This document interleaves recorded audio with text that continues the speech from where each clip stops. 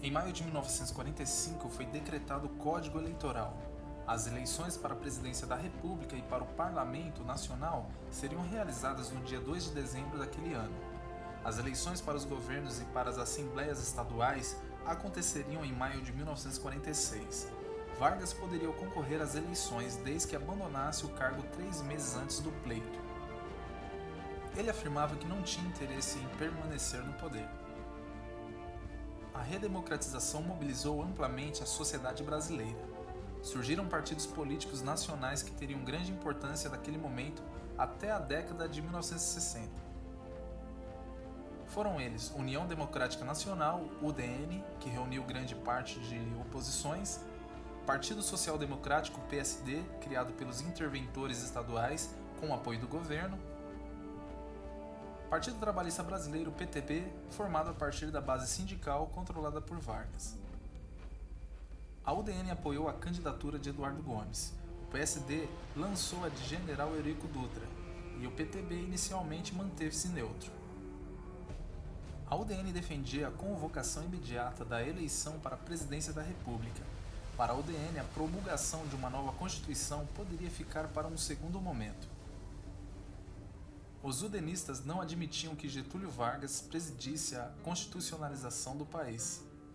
Para os comunistas, o primeiro passo para a implantação do regime democrático deveria ser a instalação de uma Assembleia Nacional Constituinte.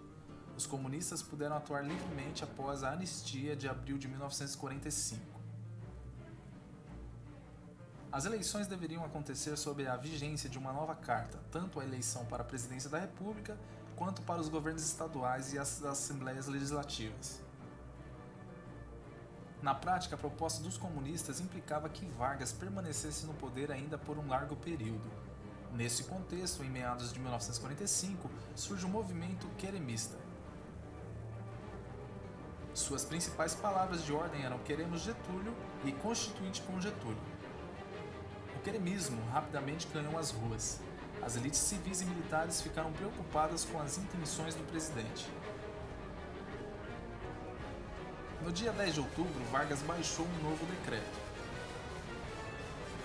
Ele antecipou as eleições estaduais para 2 de dezembro. Segundo o decreto, os interventores deveriam outorgar as constituições estaduais dentro de um prazo de 20 dias.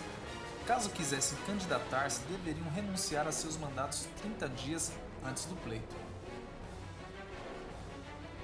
Em outubro de 1945, Vargas nomeou seu irmão Benjamin Vargas para chefe de polícia do Distrito Federal. Surgiram boatos de que o novo chefe de polícia prenderia os generais que conspirassem contra o regime, assim que assumisse o posto. A partir desse fato, a crise tornou-se incontornável.